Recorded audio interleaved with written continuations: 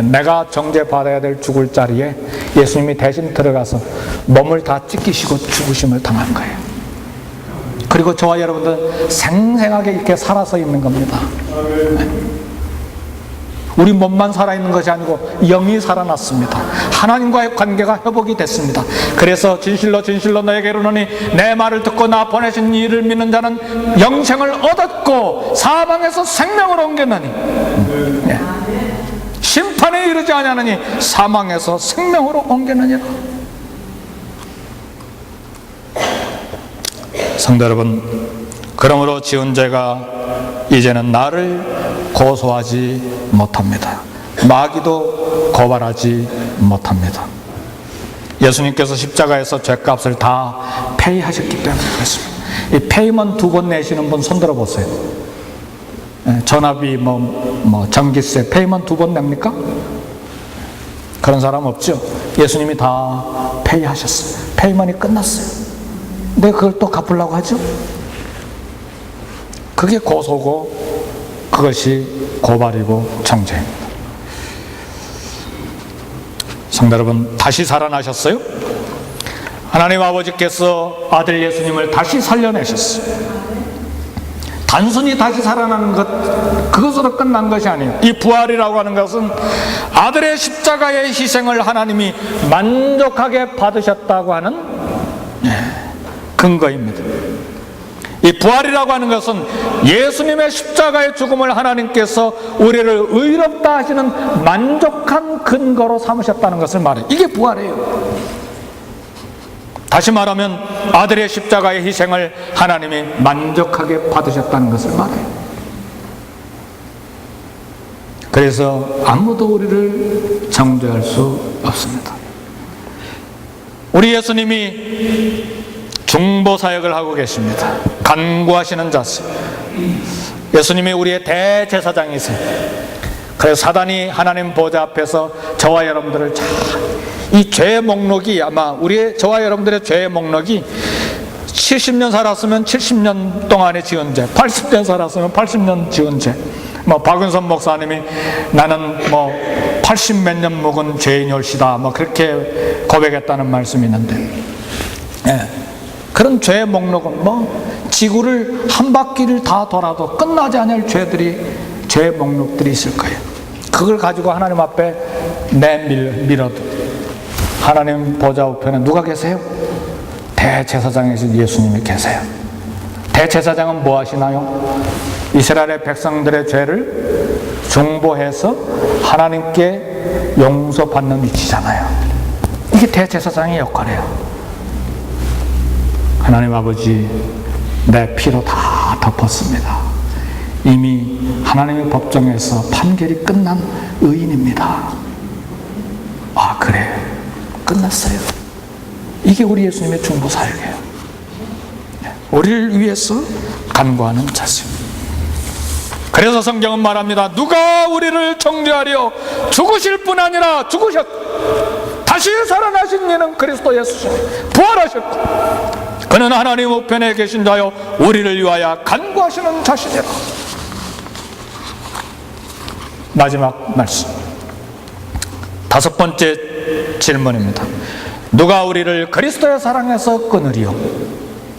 지금까지 4개의 거대한 질문의 계단을 우리가 올라왔어요. 5번째 마지막 꼭대기에 있는 마지막 질문에 누가 우리를 그리스도의 사랑에서 끊으리요? 누가 우리를 그리스도의 사랑에서 저와 여러분들을 끊을 수가 있겠는가? 2000년이 지난 지금까지 아무도 답변하는 사람이 없어요. 사단도 그걸 답변을 못해요. 답변이 없는 영원한 질문입니다. 왜요? 끊을 수가 없기 때문에. 환난과 권고와 핍박과 기근과 적신과 위험이나 칼이랴 그랬어요. 환난, 권고, 핍박, 이 적대적인 세상이 재난과 시련과 환난과 권고를 우리에게 가져다 줄 때 숨막히는 것과 같은 강력한 공격, 괴로움이 우리에게 있습니다. 그러나 이런 것도 하나님의 사랑에서 우리를 끊어낼 수가 없습니다.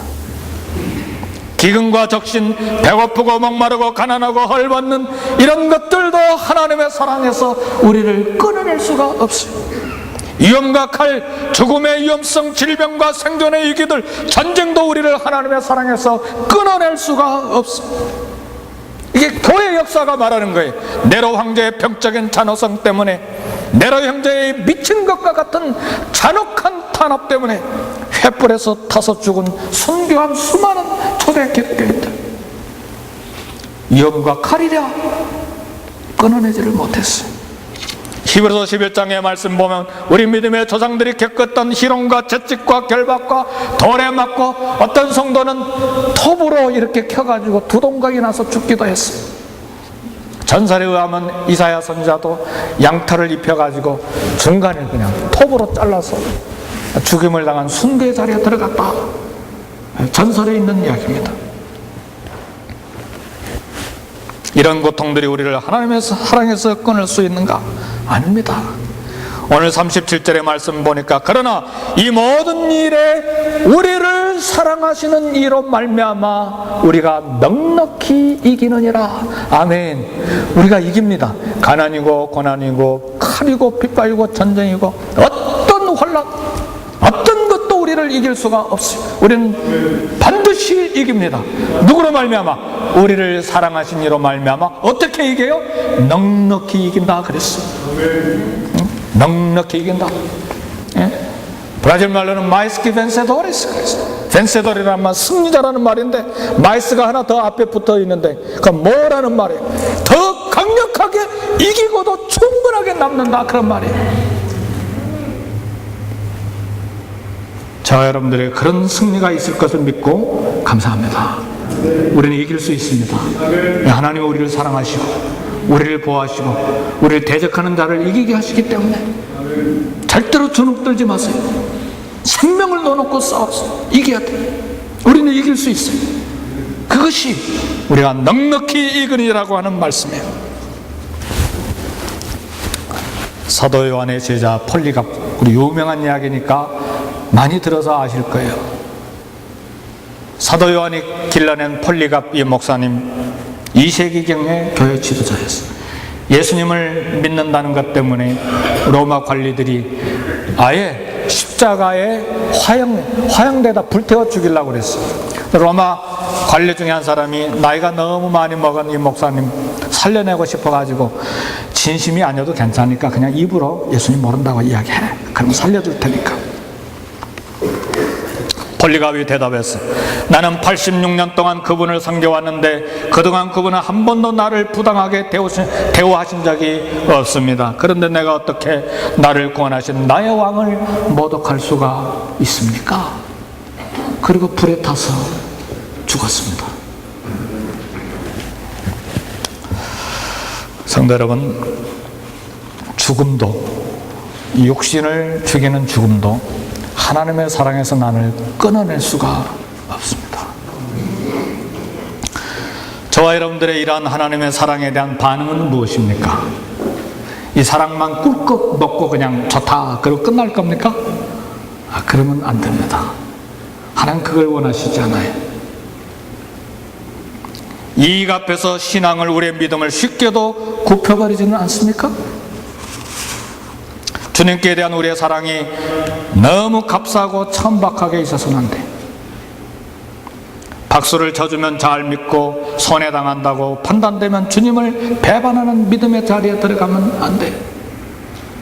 물론 배반해도 예수님의 초상화를 발로 빡빡 밟고 지나가도, 지금 일본 시대 때 이야기입니다. 침묵이라고 하는 소설에 나오죠. 예수님의 초상화를 막 부인해라, 예수님 초상화를 밟고 지나가라. 밟아도 괜찮죠. 그 얼굴이 예수님이 아니니까, 상상화니까 상관없죠. 그러나 믿음 자체가 중요한 것이죠. 그렇잖아요. 그림 자체가 중요한 것이 아니고 내 신앙을 지키는 것이 중요한데,